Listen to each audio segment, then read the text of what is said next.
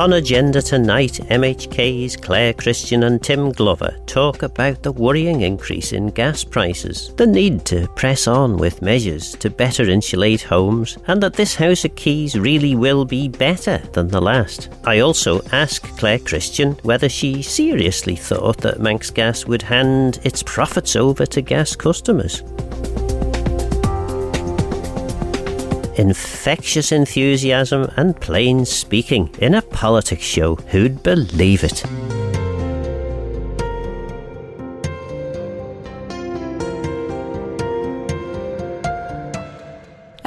It's great to be back from my perspective, and it's amazing just having just that short time how valuable it is going out on the doors and meeting with your constituents, and how actually that really contributes to your experience. And I certainly felt much more confidence talking to my constituents this time than the first time round. But also stepping back into Tynwald, I also feel far more confident as well. So it's really, and I have to say, obviously, thank you to my constituents again for putting me where I am. It's really an honour to stand for them, and hopefully I'll do a good job. Yes, swapped one of the press seats for a seat for Arbury, Castletown and Maloo.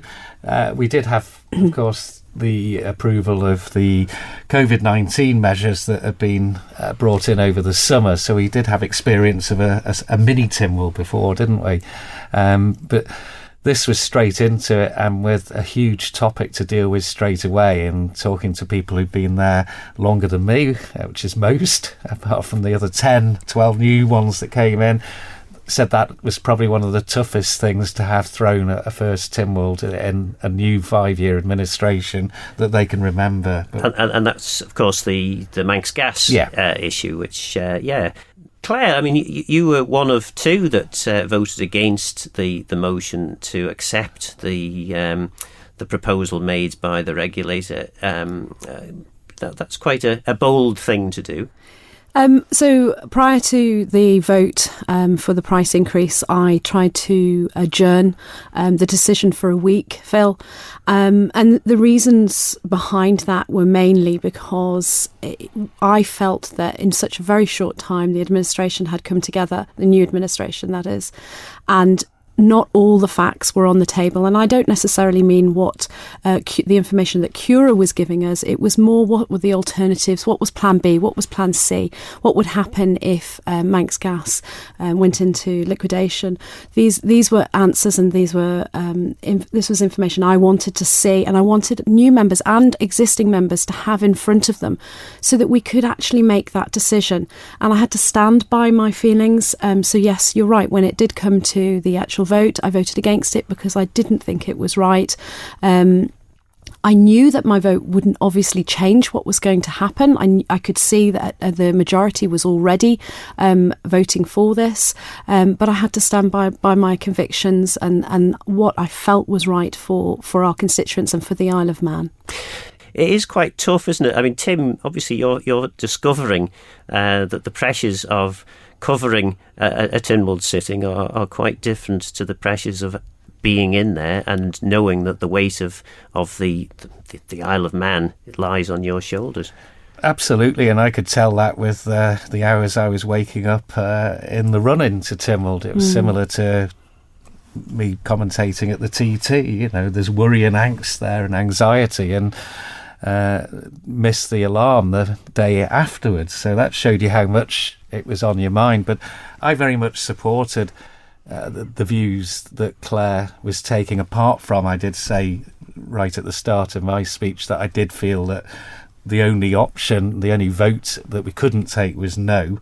And I did that from conversations I'd had that maybe we would be struggling. There might be a cut-off of supplies. That might be an even more expensive route than the one we were being asked to at the time. But I fully supported the call for a week's adjournment, and it was also putting a line in the sand. And Coman had only had very limited time. They'd only just been formed, so you can't really hold them properly to account on that regard. But there were members there who are now in Coman who were bemoaning that approach during the last administration, and it happened more and more often, having really important decisions to make within Tynwald with not all the facts and figures in front of you, or not enough time leading into a Tynwald to consider those facts and figures and make a reasoned judgment. And I just wanted to put a little line in the sand that let's not have a repeat of what happened in the last administration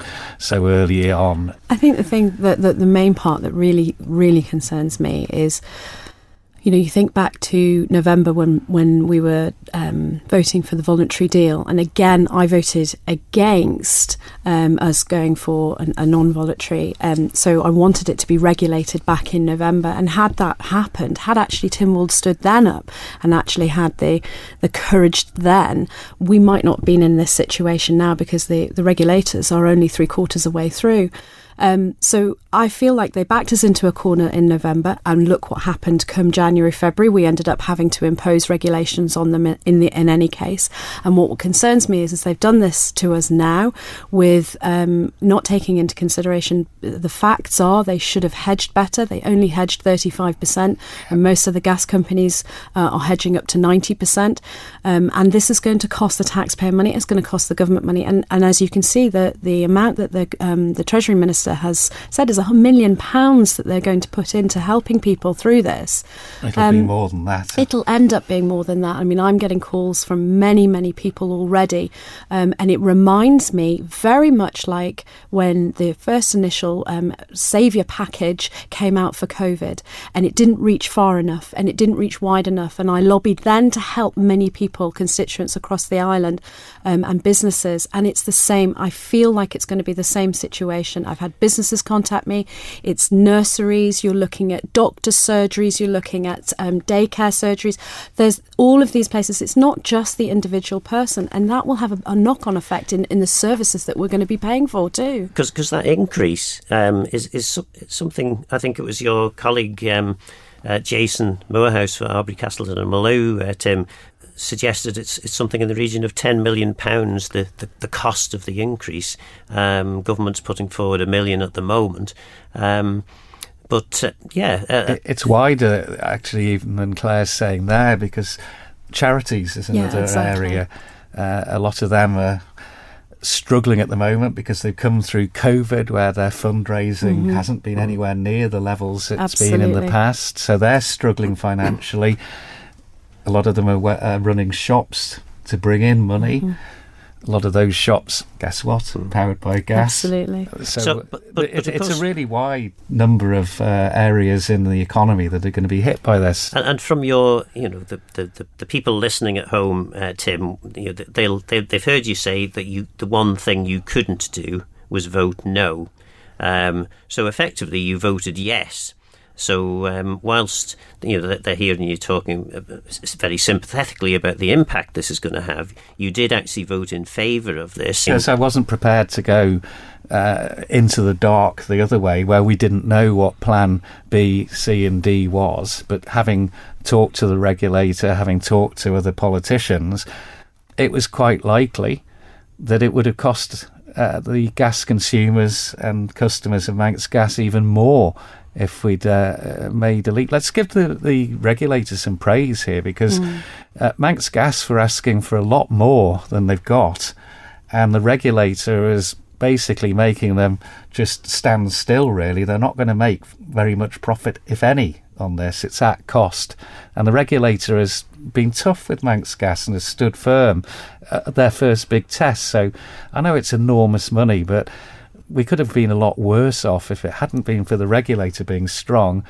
And I wasn't prepared to take the risk on behalf of my constituents, which would have maybe cost them even more than they're now having to pay. It was a shame, Phil, if I can just say. It was a real shame. Just, the Chief Minister spoke at the very end, and he very much clearly said that he would not let gas be stopped. He would not let that happen to the people of the Isle of Man. And really that was the signal for me to other members to say, have courage, and task us to go out and find other solutions. And I don't mean just Manx Gas. Other solutions could be other suppliers, or temporary other suppliers. We are in a situation now where if we are beholden to them, we've accepted it. It's going to have a dramatic effect on our constituents and on the island, and it is, and we talk. Absolutely, Tim is correct that the regulator has done absolutely everything correctly. But what we really want to be doing is pushing back to the parent company, who's had a ferocious appetite for taking dividends, and millions has been transferred off the Isle of Man, and we really needed to push back to them and say, why are you not investing back into Manx Gas when the public needs you now? And that's what we should have been doing, and that's what I wanted to give the government a chance to do. They didn't have any time. They had days that they had amalgamated, and now they needed to get back and show the strong arm and show that we couldn't be bullied into taking any price rise. The adjournment debate brought a lot of that on. They were hearing there was a significant element, not enough obviously, but a significant element that weren't happy with the position we were being put in. We did get that message fighting across. talk Absolutely. from Alf Cannon, the Chief Minister, I think, as a result of what he was listening to during that Tynwald debate. And the other was, we got a commitment from the new Health Minister, Laurie Hooper, that they are going to look at the whole strategy towards a winter hospital and health plan, COVID plan as well, because that all ties in. It does. And you're right, Tim. Strategic approach. So there were small victories from doing this. We did. Claire, I know you mentioned that Manx Gas maybe ought to think about giving some of the money back. Yeah. You run a business, you know how businesses operate. Businesses don't tend to give money back to their customers. Was that a realistic request, or was that a kind of a fanciful I don't know what they've done with their money, Phil, over these years, taking from the Isle of Man, but they certainly haven't probably kept it savings, because it's obviously not there. But this is another reason why have we allowed them to continue taking all these dividends? That's previous administration's fault for letting that happen. And as I say, the cost of gas on the Isle of Man is far higher than it is in the UK anyway. I think it's in the last 5 years, it's been something like 3 pence in the UK, where I think it's something like 7.2 pence over here. So we were already at an astronomical high price. Maybe I was wishing more, but actually, do you know what? We should be putting that pressure on them. We should be saying, this isn't agreeable, this isn't enough, this isn't acceptable. And we've got to be saying those things so openly and transparently, and for people to hear that actually we don't agree with that, and we care, and this is a government who want to care about these situations that are going to affect so many people. You're listening to MHK's Claire Christian and Tim Glover. And of course, addressing this as a longer term issue, particularly in light of climate change, particularly in light of the new legislation Tynwald introduced in the last term, should we not be moving more swiftly to find alternatives to that fossil will be fuels? If there is a silver lining out of this, Phil, you're absolutely right. When the prices rise of the energy that we're using right now, of course, it's going to now put a bigger emphasis on us coming to, perhaps even climate change our agreements earlier. Perhaps if this had happened prior to us voting for the 2035, more people would have voted for that too. You can see there's an absolute need. We can't wait till 2050 for this. So we've absolutely got to start looking at other wind energy, solar energy. It's absolutely imperative that we put efforts in that. And the Chief Minister has obviously identified Daphne Kane for the climate change, and I think that's absolutely brilliant, because we've got these areas where it's housing, climate change, where we're pulling them off and we're going, these are so important, and we need to have a specialised person for that in terms of a political person, and then they'll have the team behind them to do that and make that happen.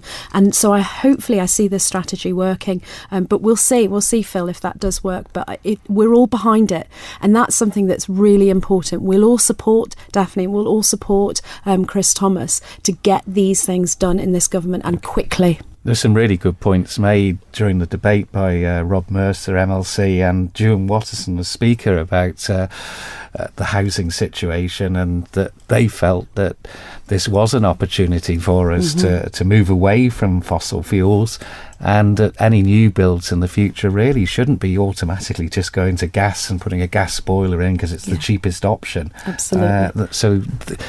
That will be seriously looked at, I'm quite convinced. And that's now. something that I wrote in my manifesto, which I hoped for, and I can see that actually that is going to happen. These should be the blueprint for our future, for any housing going forward. We should be absolutely stipulating that it needs to be green and it needs to be sustainable. What's the point in a couple of years' time when we do bring in stuff like that, where they've got to be then retrofitted because they didn't go down that route in the first place? But we've got a serious condition right now, and that's something that we're going to have a huge effect on. And it's not, Phil, I don't want to be sitting here and saying this is all doom and gloom. Our job is to help people and help people get through this. So I would absolutely say to please reach out to your MHKs and tell them what you're going through. It's only that is the only way that I managed to help people during COVID and help businesses then, for people actually reaching out to me and saying, please, can you speak on my behalf? And that's what we're really here for. Yeah.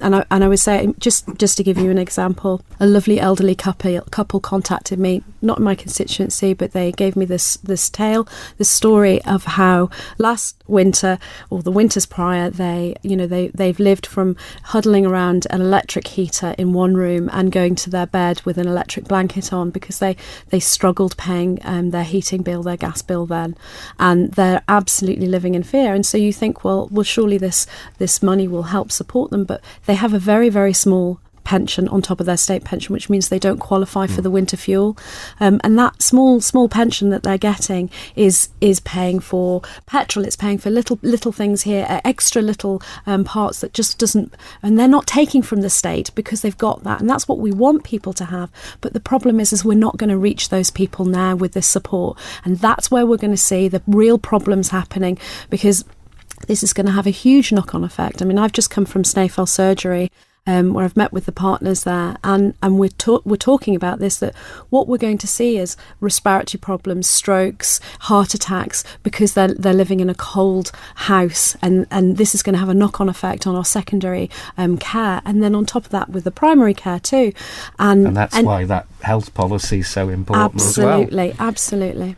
Just because ministers are out facing the electorate doesn't mean to say that the wheels of government grind to a halt. So clearly this decision has been brewing for some time. Officers will have been diligently working away, trying to come up with the best possible solution. I just detect from what you're saying that perhaps there wasn't as much information as you would have liked to be comfortable in actually supporting this decision.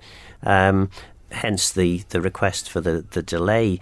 I suppose, Tim, is there any redeeming feature of the way in which government has approached this, do you think? Have government done their best, or do you think that perhaps the new Tynwald is going to be looking for a lot more information if they're going to support decisions like this? I think the latter. I think that's very much a desire within this Tynwald for open and honest and transparent discussions and debates to take place, and woe betide them if they don't, because I think the mood of this Tynwald is very different from the last, just from my initial seeing of it. But just going back to, did the last government do enough? Perhaps not, because although I was only catching the news very late at night, having been out campaigning, it was quite obvious there was a fuel crisis brewing as we were out campaigning. And really the first indication we got here at home was when we'd all got elected, had walked through the door of legislative buildings, and, oh, by the way, you're going to have a heck of a vote to make in the first Tynwald that's coming up. You're right, and I think the difficulty was its timing of the situation. And Phil, I'm really glad you've brought this up, because it's not just this issue. What happens is obviously we all go into Purdah, and this is my first experience of that, and suddenly no longer could I make policy decisions, could I help, really? I was like every other Joe Bloggs, which is fine. But actually, it's not fine, because you stop being able to help, stop being able to make those decisions at a really, really critical time. Comyn, of course, can. Ministers stay in power. The problem is that you lose the power of Tynwald. You lose that power of being able to debate things, to debate subjects, to be able to put pressure on Comyn to make decisions. And that's the real issue here. So I don't know what the solution is, Phil. I mean, you've had way more years experience than I have being a politician, but from what I see, I don't think we've ever really been in a crisis like this ever before, and somehow we need to plan ahead to be able to get through something like this in 5 years' time in an election, in case we're in a similar scenario or a new scenario, and to be able to make decisions and to be able to still have that debate openly. And I suppose the big example, certainly during my time, was the loss of the VAT, the renegotiation of the deal, and a very significant cut to the amount that the Isle of Man then was eligible for. And I suppose the way to avoid the worst impact of these things is to find alternatives, which probably does just bring us back to the whole climate change debate then. If you don't need to heat your home because your home is so well insulated, you then don't have a problem. In 2 of the administrations I was part of, we knew that insulating homes was the easiest and best solution to tackle climate change, as well as insulating people, is that the right word, from the effects of the fluctuating fuel markets. Do you think there is actually going to be any real significant progress this time round? I hope it's pragmatic. It needs to be pragmatic. I covered the last election in Arbury, Castletown and Maloo, and one of the big topics up for debate there was the Airport Technology Gateway, the park there. Well, it's still grass and seed. I know there are some plans, but it's taken 5 years. That is a facility that I think we can try and attract some of this green economy over to and actually start making an economy ourselves out of the whole transformation that we're going to have to go through. But it's going to take a confident government rather than a consulting government to do that, to make some decisions and to live by those decisions rather than being scared of making decisions. So I really hope we do make some progress this time. We can't afford not to, really. I think it's got to be pragmatic. There's definitely a will. And it does feel different, Phil. I can't explain it. I mean, in the sense that, I've only was in a year before, but it does feel different. And it feels that there's a new energy from members, obviously new and existing ones, and I hope, in the same way that Tim does, I do hope that we see that transgress into action, and that people can see visible action, something that's actually tangible, and that's really, really important. And what was really interesting is I think for the first time, when you just even looked at the manifestos, everybody had the green agenda on there. Every single candidate. I don't think there might have been even one that didn't. Maybe there was 1 or 2, but majority had the climate action on their manifesto as a really key, important item, and so I hope that we all take that seriously. It should just be embedded in everything that we were going to do and everything we're going to touch from now on. So well, I've thoroughly enjoyed that. Unfortunately, we're out of time. Gosh, we could talk longer than that, couldn't we, Phil? We could have kept going for at least another hour. Let's come back. Did Tynwald have all the information needed to make its decision? Were ministers trying to bulldozer this item through? Or was this the least worst option? There'll be a lot of people struggling this winter with heating bills, that's for sure. I hope you feel better informed after tonight's agenda, and please get in touch with any comments you've got on what you've heard.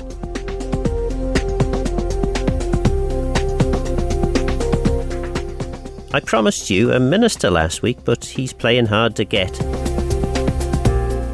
Hoping to go one better on next week's show, but for now, I'm Phil Gaughan. Guramayu. Thanks for listening.